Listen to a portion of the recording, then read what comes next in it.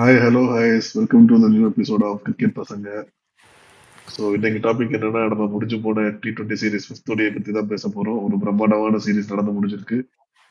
என் வான்கடை நம்ம நினைச்ச மாதிரியே ஒரே ரன் மழையா பொழிஞ்சிருச்சு. இந்தியாவுக்கு ரொம்ப சாதகமா முடிஞ்சிருச்சு. ஸோ லைக் அதை பத்தி பேசலாம். Hi Ahmed, how are you? Yeah so nice fantastics T20 சீரீஸ்க்கு அப்புறம் நம்ம பார்க்க போகிறோம் இந்த வீடியோ. எஸ், அது ஓடிஎஸ் சீரிஸ் வேறு ஸ்டார்ட் ஆகுது. ஒடிய சீரிஸுக்கும் நல்ல பில்டப் இருக்கு. Like with how it ended with என்ன சொல்றது, ஒரு T20 சீரிஸ் ஒரு செம்ம பயங்கரமான ஒரு innings from Abhishek Sharma.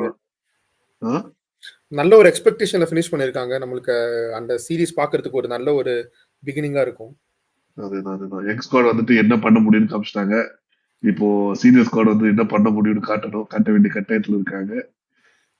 But ஆனா வந்துட்டு இது ஒரு ஈஸியான சீரிஸா இல்ல, அதுதான் சொல்லணும். லைக் ஓவராலா சொல்லணும்னா, like first match apart from first match and last match, மத்த 3 மேட்சுமே நல்லா காம்படிட்டிவா இருந்தாங்க England. It could have gone anyways. Like யாரு பக்கம் வேணா போயிருந்திருக்கலாம். பட் லைக் லைக் என்ன சொல்றது, ஃபார்ச்சூன் ஃபேவர்ஸ் த பிரேவ்பாங்க. அந்த மாதிரி நமக்கு வந்துட்டு நம்ம பிரேவா இருந்தங்காட்டி நமக்கு இந்த விக்டரி வந்திருக்குன்னு சொல்லலாம். கண்டிப்பா. Let's get into the first innings. India toss ஜெயிச்சு ஃபர்ஸ்ட் பேட்டிங் பண்ணாங்களா. அண்ட் அதாவது லைக் ஒன் மேன் ஷோ தான் சொல்லணும், சொல்ல போனா. Kudos to Abhishek Sharma batting. ரொம்ப ஃபியர்லெஸ்ஸா இருந்துச்சு, நெருப்பா இருந்துச்சு, சரியான பேட்டிங். அது இந்த மாதிரி பேட்ஸ்மேன்ஸ்லாம் வந்துட்டு எப்படின்னா, லைக் இந்த கெட் கோயிங், லைக் ஒண்ணுமே பண்ண முடியாது, யாராலையும் நிறுத்த முடியாது, அவங்க பண்ண அடிச்சுக்கிட்டே இருப்பாங்க. ஸோ அதான் நடந்துச்சு. பட் ஆனா அவுட் ஆனா மோசமா அவுட் ஆகுற வாய்ப்பு இருக்கு. பட் ஆனா இந்த மாதிரி பிளேயர்ஸை பேக் பண்றதுனால என்ன கிடைக்கும்னா இந்த மாதிரியான இன்னிங்ஸ் நமக்கு கிடைக்கும். ஆமா. ஸோ அந்த மேட்சே வந்துட்டு அவர் விளையாண்டாங்கன்னா முடிஞ்சு போச்சுன்னு அர்த்தம். மேட்ச் நம்ம கையில வந்துடும். அவரோட பர்சனலா அவரோட 6 and 4 பார்த்தோம்னா 13 6 அடிச்சிருக்காரு. சான்ஸே இல்ல. Highest sixers in an innings record 13 6. அதுதான் ஒரு லைவ்ல வந்துட்டு அலெக்சன் குக் வந்து சொல்லிட்டு இருந்தாரு. என்ன சொன்னாருன்னா, Abhishek Sharma scored more sixes in last 2 hours than me in my whole career அப்படின்னாரு. அவரோட ஹோல் கரியர்ல நான் அடிச்ச சிக்ஸ் வந்துட்டு ஒரு 2 மணி நேரத்துல 1.5 மணி நேரத்துல அடிச்சுட்டு போயிட்டாரு அபிஷேக் சர்மா. வெரி லைக் அவங்க ரொம்ப லைக் எந்துவா இருக்காங்க. லைக் இந்த way like Abhishek Sharma is playing. நிறைய பேர் வந்துட்டு என்னோட ஃபேவரட் கிரிக்கெட்டரா வந்துட்டு இருக்காருன்றாங்க.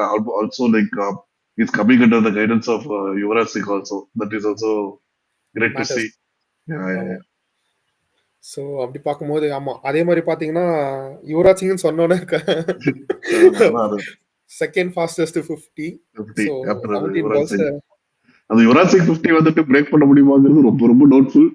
அது 12 balls 50 லைக் தெரியல, நடக்காமே போலாம். பட் ஆனா எனக்கு ரொம்ப டஃப், ரொம்ப கஷ்டமான ஒரு விஷயம். ஆமா, அப்ப பார்க்கும்போது நமக்கு தெரியல, லைக் இவ்வளவு வருஷம் ஆயும் அதான் கிடைக்குது. யாரோ இன்னொருத்தரும் அடிச்சிருக்காங்க அந்த மாதிரி. ஐ திங்க் ரவி சாஸ்திரியா, அல்ல 6 balls 6 அடிச்சதுல யாரோ 12 balls 50 இருக்காங்க.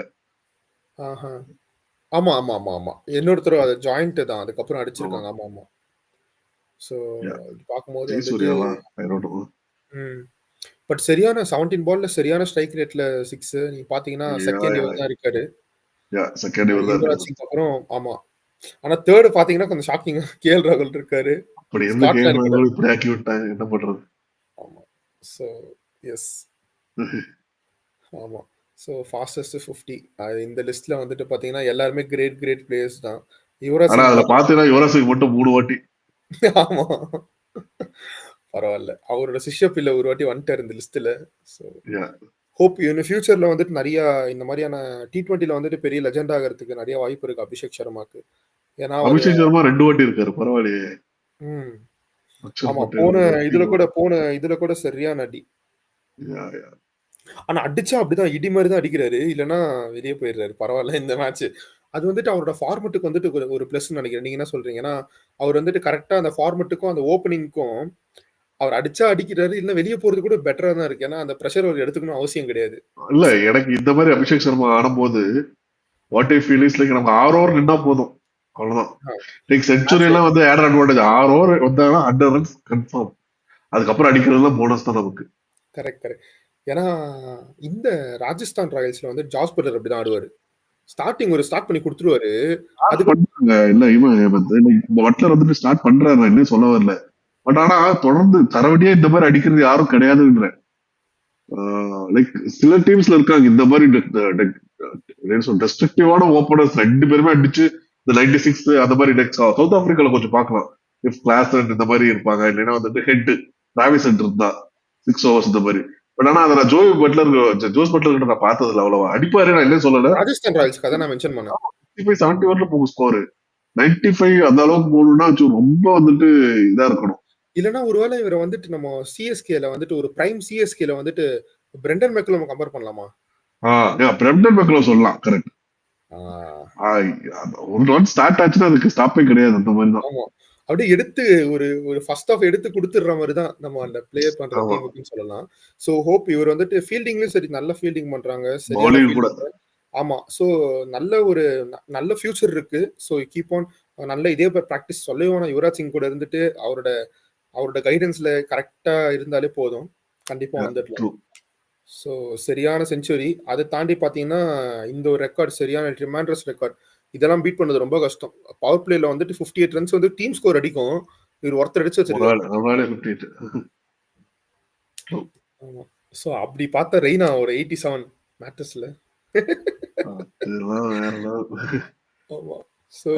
அன்னைக்கு வந்து ஒரு ரெக்கார்ட் கிரியேட் ஆக வேண்டியது மிஸ் ஆயிடுச்சு ஒரு ரன் அவுட்ல. ஓகே, அது வேற ஞாபகப்படுத்திட்டீங்க.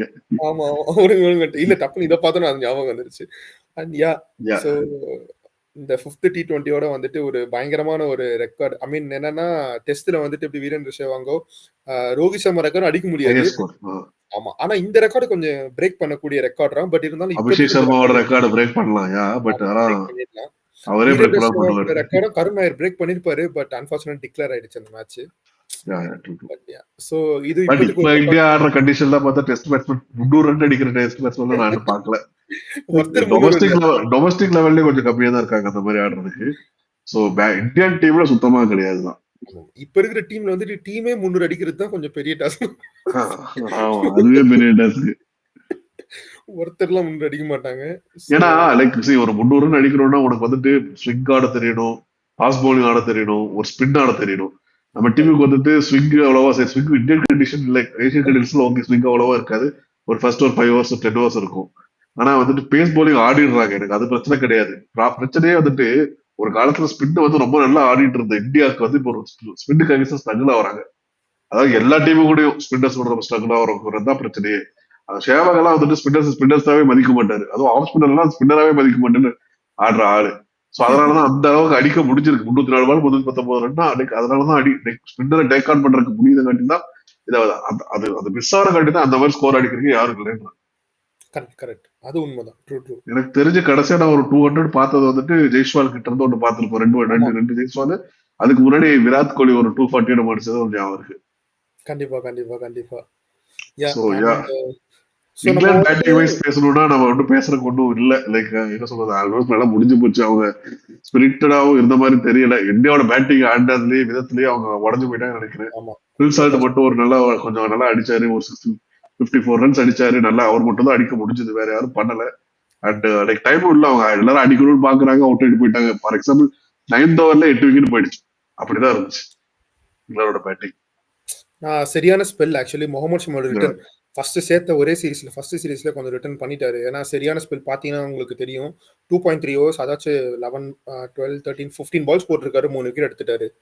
என்னதான் வந்துட்டு கொஞ்சம் ரொம்ப அக்ரெசிவா தான் ஆடினாங்க. இங்கிலாண்டும் வந்துட்டு விக்கெட் விட்டாலுமே வந்துட்டு எங்கேயுமே வந்துட்டு கொஞ்சம் டிஃபென்சிவா போல, அவங்களும் அஃபென்சிவா தான் போனாங்க. ஸோ அதனால 25 ரன்ஸ் பரவாயில்ல. பட் ஆனால் 3 விக்கெட் எடுத்திருக்காரு. நல்ல ஸ்பெல் முகமது ஷமி. அதுக்கப்புறம் பார்த்தீங்கன்னா ஆல் ஓவர் எல்லா பவுலர்ஸுமே வந்துட்டு ரொம்ப நல்ல பெர்ஃபார்மன்ஸ். தூபே வந்துட்டு ஃபர்ஸ்ட் பால் விக்கெட் எடுத்தாரு. நீங்க நெக்ஸ்ட் இமேஜ் பாத்தீங்கன்னா தெரியும் உங்களுக்கு.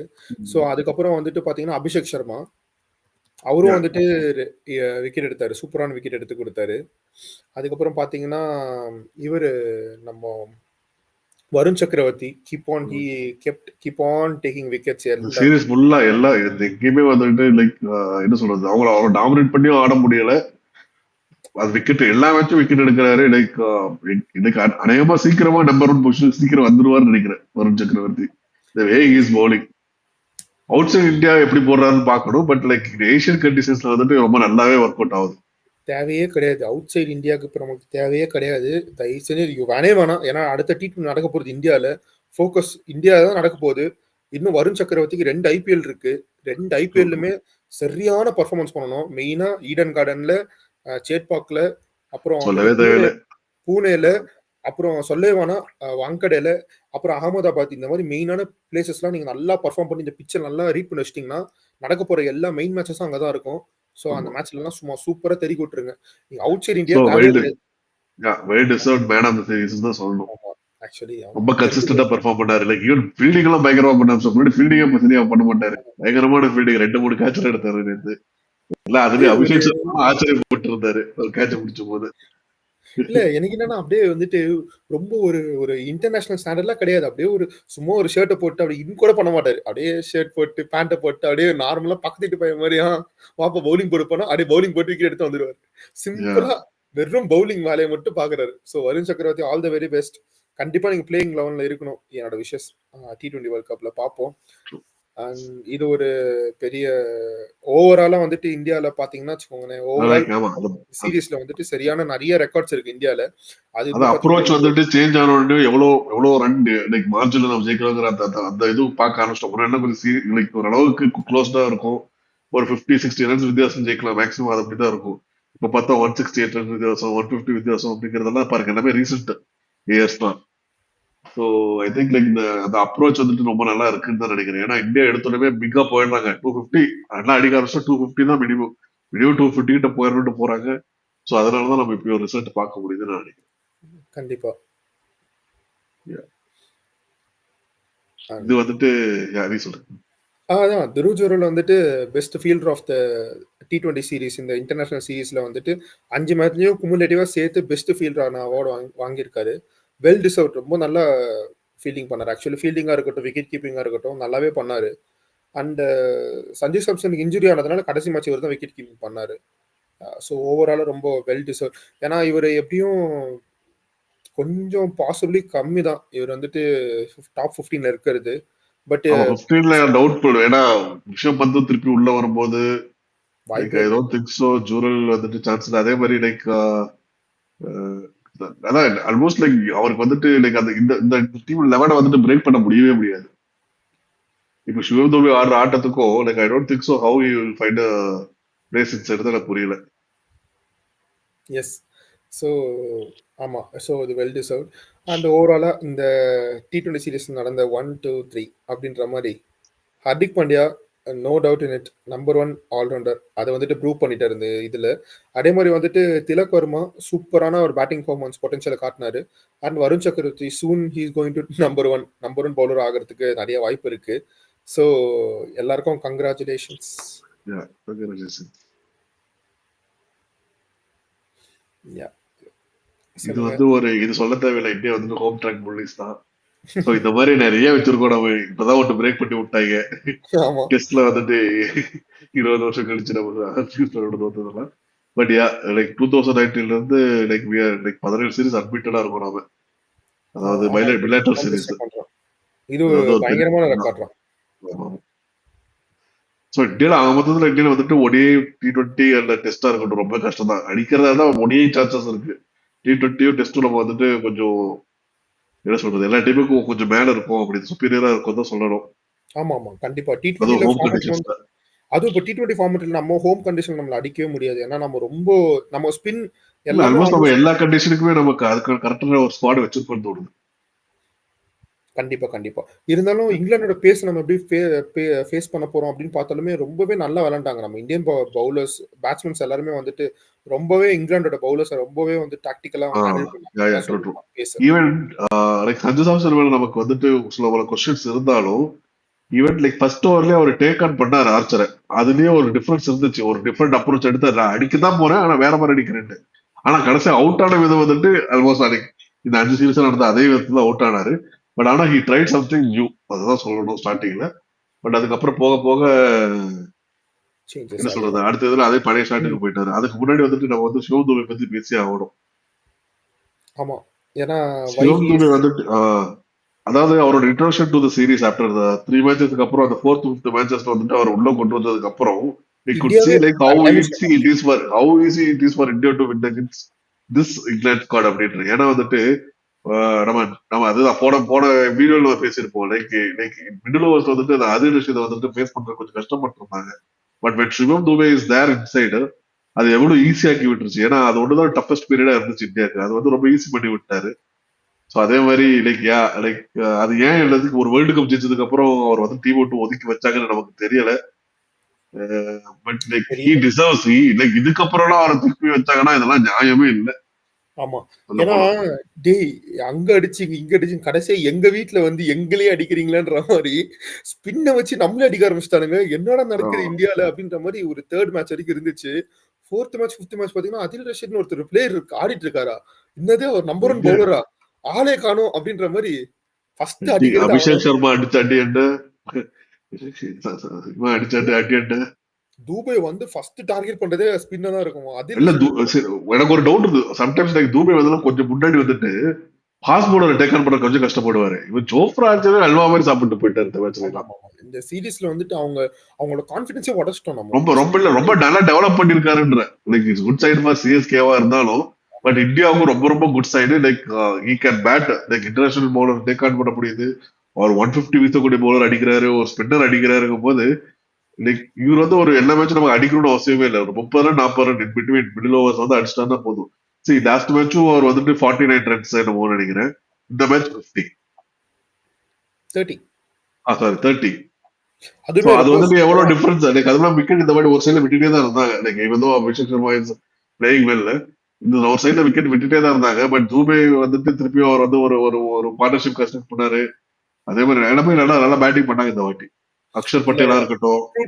ஏன்னா இவர் இப்ப தூபே நினைச்சிருந்தா வச்சுக்கோங்களேன், நம்ம வந்துட்டு சரி ஓகே நம்ம சான்ஸ் தான் இம்பார்ட்டன் நினைச்சிருந்தா அவர் டிஃபெண்ட் பண்ணிருக்கலாம். பட் அவர் பண்ணல. அவர் எல்லா பாலுமே வந்துட்டு நல்ல பால் வந்துச்சுன்னா டேக் ஆன் பண்ண தான் ட்ரை பண்ணாரு. He tried his level best. அதனால தான் டீமா பார்க்கும்போது நம்ம ஒரு 247 பெரிய டோட்டல வந்துட்டு புல் ஆன் பண்ண முடிஞ்சது. இல்லைன்னா வந்துட்டு அவங்கவுங்க செல்ஃபிஷா விளையாட ஆரம்பிச்சிட்டாங்கன்னா முடியாது. ஈவன் ரிங்கு சிங் கூட வந்துட்டு பெருசா பெர்ஃபார்ம் பண்ணாலுமே அவருமே டேக் ஆன் பண்ண தான் ட்ரை பண்ணாரு. அவருமே வந்துட்டு எங்கேயுமே வந்துட்டு இது பண்ண ட்ரை பண்ணல. ஸோ அதெல்லாம் ஒரு நல்ல விஷயம். அண்ட் அப்படியே கான்ட்ரடிக்டா வந்துட்டு இப்போ சிவம் தூபே உள்ள வந்தாரு. அதை பத்தி அகைன்ஸ்டா பார்க்கணும்னா வந்துட்டு சஞ்சு சாம்சனோட பிளேஸ் தான் நம்ம வந்துட்டு கிளியரா சொல்லி ஆகணும். அவர் வந்துட்டு இந்த 5th மேட்ச் வந்துட்டு பாத்தீங்கன்னா ஃபர்ஸ்ட் பால் 6 அடிச்சாரு. ஃபர்ஸ்ட் பாலே வந்து 6ல தான் ஸ்டார்ட் ஆச்சு. ஸோ அதெல்லாம் ஃபைன், வெல் அண்ட் குட். ஆனா வந்துட்டு என்னன்னா ஷார்ட் பால்ன்ற ஒரே ஒரு பேட்டர்ன் ஆஃப் விக்கெட் கீப்ல, அதாச்சும் கோலினா வந்துட்டு அவுட் சைட் பேட்டர்ன் அந்த வீக்னஸ் வந்துட்டு கண்டுபிடிச்ச மாதிரி ஃபீல் ஆகுது. அதுதான் வந்து ப்ராப்ளமா இருக்கு இங்க லோ ஸ்கோரிங். நான் இதுல வந்து ஆட் பண்ணணும்னு நினைக்கிறேன். கன்சர்ன்ஸ்னா 2 பேர் சொல்லலாம் பேட்டிங்ல. ஒன்னு வந்து சச்சின் சாம்சன் வந்து ஸ்கையும் ஒண்ணுமே பண்ணல நஜிஸ் வெச்சாவே வந்துட்டு. சோ அதே அவரோட ஃபேவரட் ஷாட்டுக்கு தான் இந்த ஒரு 3 வாட்டி அவுட் ஆயிட்டாரு. அதுவும் பேட்டர்ன் ஒரே மாதிரி தான் இருக்கு. But when he pulls off like அது வேற மாதிரி ஷாட்டா இருக்கும். பட் ஆனா வந்துட்டு லைக் லிட்டில் பிட் கன்சர்னிங். ரெண்டோட ஃபார்ம் வந்துட்டு அதாவது ஒரு ஓப்பனரும் ஒரு ஒன் டவுனும் வந்துட்டு எப்பவுமே ரெகுலரா ஆடலைன்னா team will be always be struggle. இது வந்துட்டு இந்த நம்ம டீம்ல ஒரு 8-9 பேர் பேட்டிங் பண்றாங்காட்டி பிரச்சனை இல்லை. பட் சம் டைம் லைக் எல்லாத்துலயும் ஆட முடியலன்னா என்ன ஆகும், அதாவது நம்ம அந்த 3rd மேட்ச் பார்த்தோம் என்ன ஆகும்னு. அதுதான் அந்த மாதிரி தான் நடக்கும். இல்ல அப்படி பாத்தீங்கன்னா கூட வந்துட்டு இப்போ வந்துட்டு பாத்தீங்கன்னா அவரோட ஃபிங்கர் இன்ஜுரி இருக்கு. 5th இன்ஜுரி வச்சு தான் அவர் விளையாடி இருக்காரு 5th மேட்ச். சொல்லப்போனா அவர் விளையாடக்கூடாது, இன்ஜுரி வச்சு விளையாடி இருக்காரு பேட்டிங். அதுக்கப்புறம் பவுலிங் அப்போ அவரால் முடியலன்னு சொல்லிட்டு கன்கஷன்ஸ் அப்போ வந்துட்டு துருஜோரல் உள்ள வந்திருக்காரு. So fine. இது வந்துட்டு இன்னும் வந்துட்டு 5 to 6 மந்த் வந்து கன்கஷன்ஸ் அப்படி கொண்டு வர முடியாது. அது வெறும் ஜஸ்ட் சப்ஸ்டிட்யூட் அவ்வளவுதான். கன்கஷன்ஸ் கிடையாது. சாரி கன்கஷன் தான் தலையில பால் பண்ணணும். கரெக்ட். ஸோ சப்ஸ்டிடியூட்டா வந்துட்டு இல்ல நம்ம ஜாஸ் பட்லர் 2-3 வாட்டி சொல்லிட்டாரா, அதனால எனக்கு அப்படியே வந்துருச்சு. சாரி. ஸோ சப்ஸ்டிடியூட்டா வந்து நான் அதுக்கும் ஒன்று சொல்றேன். நான் வந்துட்டு இந்த மேட்ச் நான் போன மேட்ச் நமக்கு எல்லாத்துலயும் கொஸ்டின் இருந்துச்சு. நம்ம எல்லா கொஸ்டின் கேட்டோம். அது அன்பேர் தான், கரெக்ட் தான், நான் ஒத்துக்கிறேன். பட் ஆனா இந்த மேட்ச்ல சிவம் தூபை பவுலிங் போட்டு அடையா இதுல வந்து வேற என்னடா எதுக்குடா நீங்க தூபையே கொடுத்துருந்தா கொஞ்சம் 2 கம்மியா கொடுத்து விக்கெட் எடுத்து விட்டு இருப்பாருங்கிற மாதிரி என்னமா பவுலிங் போட்டாரு. சொல்ல முடியாதுடா. பட் இருந்தாலும் பேசுறதுக்கு சொல்லலாம். லைக் டிஃபெண்ட் பண்றதுக்காக சொல்லலாம். 4th மேட்ச் முடிஞ்சதுக்கு அப்புறம் பயங்கர நெட்டே வந்துட்டு பயங்கரமா இங்கிலாந்து பிளேயர்ஸ் எல்லாம் பயங்கரமா ஆரம்பிச்சாங்க. ஆனா 5th மேட்ச் முடிஞ்சதுக்கு அப்புறம் like even Indians also like நமக்கு என்ன இது தோணுச்சோ அதே தான் எல்லாரும் சொன்னாங்க. அது வந்து அன்பேர். இது எப்படி வந்துட்டு ஒரு 4th அம்பையர் வந்து இது எப்படி ஒத்துக்கிட்டாங்கன்னு எனக்கு புரியல. இது அம்பையர் சைட்ல இருந்து நிறைய ப்ராப்ளம் இருக்கு. ரெஃப்ரி சைட்ல இருந்து ப்ராப்ளம் இருக்குன்னு தான் சொன்னாங்க. ஆனா 5th மேட்ச் முடிஞ்ச அப்புறம் பாத்தீங்களா, யாருமே வந்துட்டு அத பத்தி பேசவே இல்ல. ஏன்னா, தூபே பண்ண பெர்ஃபார்மன்ஸ்க்கு அப்புறம் யாருமே அத பத்தி பெருசா பேசவே இல்ல. ஆமா. யூசுவலா ஒரு சீரிஸ் முடிஞ்சதுக்கு அப்புறம், அது நடந்த ஒரு அன்ஃபேரான விஷயத்த எடுத்து கண்டிப்பா எல்லாரும் பேசுவாங்க டிபேட்டா. பட் 5th மேட்ச் முடிஞ்சதுக்கு அப்புறம் நெட்டிசன்ஸ்லாம் பாத்தீங்கன்னா, அப்படியே யாருமே இங்கிலாந்து கிரிக்கெட் சைட்ல இருந்துமே நான் நோட்டீஸ் பண்ணேன். யாருமே அத பத்தி பெருசா பேசவே இல்ல. ஏன்னா, என்னடா இப்படி ஜெயிச்சதுக்கு அப்புறம் நாங்க என்னடா பேசுறது? இது ஒரு ஆமா. விஷயமா பேச முடியுமாடா? அப்படின்னு அவங்களே போயிட்டாங்க. அண்ட் அவரு லாஸ்ட் இவரெல்லாம் ஒரு பவுலிங் போட்டிருக்காரா நீ பாத்துருக்கீங்களான்னு அவ்வளவுதான். தலைவர் பெர்ஃபார்மன்ஸ் பண்ணி விட்டு போயிட்டான். நானா என்னையவா அப்படி சொல்றீங்க அப்படின்ற ஆமா. மாதிரி. But last but not least நீங்க இப்போ ஒரு வேள சஞ்சு சாம்சன் இதே மாரி பெர்ஃபார்மன்ஸ் வந்துட்டு எனக்கு என்னமோ ரீப்ளேஸ் பண்ணப்படுவாருன்னு தோணுது. ஏன்னா இப்போ இல்ல அபிஷேக் லைக் இன்னும் சர்மா கொடுப்பாங்க, இன்னும் ஒன்னு ஒன்னு 2 சீரிஸ் கொடுப்பாங்கன்னு நினைக்கிறேன். they will back him. But இல்ல ஆஃப்டர் தட் அகைன் இதே 100% மாதிரி கிடையாது. இருந்துச்சுன்னா நீங்க பார்த்தீங்கன்னா, ஃபர்ஸ்ட் வந்துட்டு ஓப்பனிங் வந்து தே ஆர் கோயிங் அபிஷேக் சர்மா வெளிய எடுக்கிறது எனக்கு தெரிஞ்சு ரொம்ப கஷ்டம்னு தோணுது எனக்கு தெரிஞ்சு. ரொம்ப ரொம்ப இல்லை கஷ்டம். ஏன்னா ஒரு அதாவது ஒரு ஜெய்ஸ்வால் மாதிரி ஒரு பேட்ஸ்மேனை வெளியே உட்கார வச்சுட்டு சஞ்சு சாம்சனுக்கு இதே மாதிரி பெர்ஃபார்மன்ஸ் வந்து கொடுக்கறது வந்துட்டு இட்ஸ் அன்ஃபேர். ஸோ அதனால அதுதான் நான் இன்னொரு சீரிஸ் பார்ப்பாங்கன்னு நினைக்கிறேன். Or else like they might go with Jaiswal அப்படிதான் தோணுது. ஏன்னா சஞ்சு சாம்சன் வந்துட்டு வெல் டிசர்வ்டு என்ன சொல்றது லைக் செலெக்ஷன் தான். But like he should use it like அதை வந்து கரெக்டா யூஸ் பண்ணிக்கணும். இவ்வளவு நாள் கரெக்டா யூஸ் பண்ணிட்டு இருந்தாரு. அதுவும் இல்லாம சவுத் சைட்ல இருந்து வரும்போது அவ்வளவு பேக் பண்ண மாட்டாங்க. அது நிறைய பாலிடிக்ஸ் தான் இருக்கு. So he should use his opportunities. அந்த ஆப்பர்ச்சுனிட்டி மிஸ் பண்ணாம அவர் ஆடணும்னு I hope like he will do that. இல்ல ஒருவேள அப்படி ரீப்ளேஸ் பண்ணப்படுறாருன்னு வச்சுக்கோங்களேன். யார் வந்து எஃபெக்டிவான ஒரு விக்கெட் கீப்பர் பேட்ஸ்மேனா இருப்பாங்கன்னு நினைக்கிறீங்க? ஏன்னா Jaiswal and Abhishek Sharma they are going to open. அது கண்டிப்பா அது வந்துட்டு ஒருவேள சஞ்சு சாம்சன் வந்துட்டு எடுக்குறாங்கன்னா, இவங்க 2 பேரும் ஃபிக்ஸ் ஆயிடுவாங்கன்னு வச்சுக்கோங்களேன். ஒருவேள யார் வந்து ரீப்ளேஸ் பண்ணா லைக் டூ லைக் ரீப்ளேஸ்மென்ட்டா இருக்கும்னு நினைக்கிறீங்க? I don't think so. Jurel will find இந்த 15ல வந்துட்டு அவருக்கு வாய்ப்பே சான்ஸ் இல்லை. இல்ல. But maybe they might back him சொல்ல முடியாது. இல்ல ஜிதேஷ் நீங்க சர்மா கூட கண்டிப்பா இருக்கலாம். ஜுவேலுக்கு போற போல இஷான் கிஷன் போயிடலாம். ஆ அப்புறம் இது கரெக்டானது. லைக் எனக்கு ரிஷப் பந்த் குடுக்கலாம். பட் ஆனா ரிஷப் பந்தோட ரெக்கார்ட் இன் T20 டசன்ட் என்ன சொல்றது அவர் பேக் பண்ண மாட்டேங்குது. ஆனா இஷான் கிஷான் லைக் இது கரெக்டான இது. Ishan Kishan is the correct person. Like இந்த T20 ஸ்குவாட்ல வந்துட்டு இஷான் கிஷானை வந்துட்டு ஒரு 2 டவுன் இறக்கி விட்டா இந்த ஸ்குவாட் என்ன மாதிரி அவர் எனக்கு புரியவே இல்லை. வெறித்தனமா இருக்கும். ஏன்னா வெறித்தனமா இருக்கும். அவர் வேற வந்துட்டு ரீசென்ட்டா அவர உள்ள சேர்க்கலல்ல. எப்படா சான்ஸ் கிடைக்கும்னு வெயிட் பண்ணிட்டு இருக்காரு. ஆமா. சோ நான் என்ன நினைக்கிறேன்னா, அவரோட ஐபிஎல் பெர்ஃபார்மன்ஸ் வச்சு தான் அவரோட இதுவுமே ஃபிக்ஸ் ஆகும். சோ அவர் ஒருவேள ஐபிஎல் நல்லா பெர்ஃபார்ம் பண்ணாருன்னு வச்சுக்கோங்களேன். சஞ்சு சாம்சனோட பெட்டரா பண்ணாருன்னா, கண்டிப்பா அவருக்கு ஒரு வாய்ப்பு குடுக்கலாம்னு தான் என்னோட என்னோட பெர்சனலா என்னோட குடுக்கணும் ஒப்பீனியனா குடுக்கணும். இருந்துச்சு. He deserves. ஏன்னா யாஹ்! ரொம்ப நல்லா ஆடிட்டு இருந்தாரு. அப்புறம் ம். அவங்க எடுக்கும்போது like even when he was out of the squad also like அந்த டைம்ல கூட நல்லா தான் ஆடிட்டு இருந்தாரு. ஐ திங்க் ஹி டிசர்வ்ஸ் பாப்போம். திருப்பி கூப்பிடணும் பார்க்கணும். அதே மாதிரி ஓகே. லைக் பேக்கப்பா அட்லீஸ்ட் ருத்ராஜ் எடுக்கும். நான் ருத்ராஜ் பேக் பண்ணிட்டே இருப்பேன் எப்பவுமே. ருத்துராஜ எல்லாரும் தான் பேக் பண்றாங்க. ஒரு ஏன்னா செஞ்சுரி வந்துட்டு அடிச்சதுக்கு அப்புறம் ரீசென்ட்டா அப்படியே வருது ஒரு செஞ்சுரி. அகைன் லைக் அதுவும் ஆஸ்திரேலியா கூட வந்துட்டு இந்தியால வந்துட்டு ஒரு செஞ்சுரி அடிச்சாரு. அதுக்கப்புறம் ஒரு 30 நாட் அவுட், ஒரு 30 40 நாட் அவுட். அதுக்கப்புறம் அவர் எதுக்கு டீம் விட்டு வெளியே எடுத்தாங்கன்னு தெரியல. அவருக்கு சான்ஸும் தர மாட்டேன்றாங்க, ஒன் டெல்லி தர மாட்டேன்றாங்க. I don't know like what else he has to to like இது அநேகமா லைக் எல்லாரும் ஒரு 500 ரன் வந்து ஐபிஎல் அடிக்கிறாங்கன்னா அவர் மட்டும் ஒரு 1000 ரன் அடிச்சாதான் அவர் எடுப்பாங்கன்னு நினைக்கிறேன். அந்த மாதிரி தான் போயிட்டு இருக்கு. இல்ல ஆக்சுவலி ரீசென்ட்டா ஒரு போஸ்ட் பார்த்தேன். அபிஷேக் சர்மா, சுப்மன் கில், ஜெய்ஸ்வால் வந்துட்டு இந்த ஐசிசி அவார்ட்ஸ்ல வந்துட்டு நின்னு போஸ்ட் குடுத்திருந்தாங்க. அதுக்கு வந்துட்டு ஃபியூச்சர் இந்தியா அப்படின்னு போடும்போது நான் வந்துட்டு ஒரு ஒரு கியூரியாசிட்டில போய் கமெண்ட்ல செக் பண்ணேன். கமெண்ட்ல செக் பண்ணா எல்லாருமே வந்துட்டு நாட் திஸ் 3 ருத்ராஜ்ன்னு போட்டிருந்தாங்க. நான் என்னமோ வந்துட்டு சிஎஸ்கே ஃபேன்ஸ் தான் இருப்பாங்க. நம்மள மாரி சிஎஸ்கே ஃபேன் தான் அப்படின்னு பார்த்தா, எல்லாருமே வந்து நார்த் சைட்ல இருந்து டெல்லி, மும்பை அவங்களோட பேஜஸ்லாம் போய் பார்த்தா. சோ எனக்கு கொஞ்சம் சந்தோஷமா இருந்துச்சு. ஏன்னா யூசுவலா வந்துட்டு என்ன சொல்றாங்கன்னா, சிஎஸ்கேல நீ ருத்ராஜ் விளையாடுறதால தான் பேக் பண்றாங்க. நீ யாரா வேணா ஆப்போசிட்ல இருக்கலாம், தப்பே எவ்வளவு கிடையாது. அன்பேரா வேணா பண்ணலாம். ஆனா பட் லைக் டேலண்ட் வந்துட்டு லைக் ஆப்வியஸ்லி லைக் உன்னோட டேலண்ட் வந்து உலகமே பேசும். லைக் ஈவன் லைக் நீ எந்த டீமுக்கு ஆடுறே முக்கியம் கிடையாது. ஆமா. If you are talented person like people will back you. அவ்வளவுதான். உன் ஈவன் பெர்ஃபார்மன்ஸ் பேக் பண்றதை விட லைக் ஃபர்ஸ்ட் உன் பெர்ஃபார்மன்ஸ் பேக் பண்ணும். ரெண்டாவது பீப்புள் ஆப்வியஸ்லி உன் பெர்ஃபார்மன்ஸ் பண்ண ஆரம்பிச்சிட்டீங்கன்னா பீப்புள் வந்து ஆப்வியஸ்லி வந்து உனக்கு உன்னோட ஆப்போசிஷனா இருந்தாலும் உன்னோட ரைவலா இருந்தா கூட கை கொடுத்து சூப்பரானு சொல்லிட்டு போகும். ஆமா. அதான் அந்த நடக்குது. மாரி தான் நான் வந்துட்டு இப்போ இஷான் கிஷன சொன்னேன். ஏன்னா இஷான் கிஷனோட பெர்ஃபார்மன்ஸ் ட்ரூ. பார்த்தா இந்த டீமுக்கு இப்ப இருக்கிற டீமுக்கு ஒரு அப்படியே பக்காவா சூட் ஆகுவாரு. ஏன்னா அவரும் அபிஷேக் சர்மா ஓபன் பண்ணாங்கன்னா 2 வெடி ஏதாச்சும் ஒன்னு அவுட் ஆனா கூட இன்னொரு இடத்துல ஓபன் பண்ண தேவையில்லை. ஓப்பனிங் வந்து நான் ரேஷ்வாலே கொண்டு வர சொல்றேன். சன் சாம்சனுக்கு பதிலா லைக் ஜூரலுக்கு இருந்த இடத்துல வந்துட்டு I think Ishan like Ishan Kishan அவ்வளவுதான். பாப்போம். அவ்வளவுதான் சேஞ்ச் பண்ணும். யா அவ்வளவுதான். வேற எதுவும் பாயிண்ட் இல்ல. So yeah that like ODI series வந்து எப்படி போகுதுன்னு பார்க்கணும். we will talk about it in detail. 5 நாள் இருக்கு. Like we will make one preview show on that. So just like எப்படி 11 இருக்க போகுது, என்ன எப்படி மாதிரி இருந்தா வந்துட்டு பெட்டரா இருக்கும்னு நம்ம பார்க்கலாம். என்ன பிக்சர்ஸ், எந்த மாதிரி பிக்சர்ஸ் ஆட போறாங்க, இது வந்து எப்படி வந்துட்டு நம்ம சாம்பியன்ஸ் லீக் வந்துட்டு like எப்படி ஸ்குவாட் பில்டப் பண்ண போறாங்க, இது எவ்வளவு பெரிய இம்பார்ட்டன்ட் சீரிஸ்ங்கிறத நம்ம பேசுவோம். கண்டிப்பா. Yeah, so stay tuned guys. Keep on like support, comment பண்ணுங்க. ஏதாச்சும் இம்ப்ரூவ்மெண்ட் பண்ணணும்னா கமெண்ட் பண்ணுங்க. And thanks for all your support guys. Thank you so much. Until next video, bye from Hemant and Akhil. Bye. bye guys. Good night. Good night. Cheers.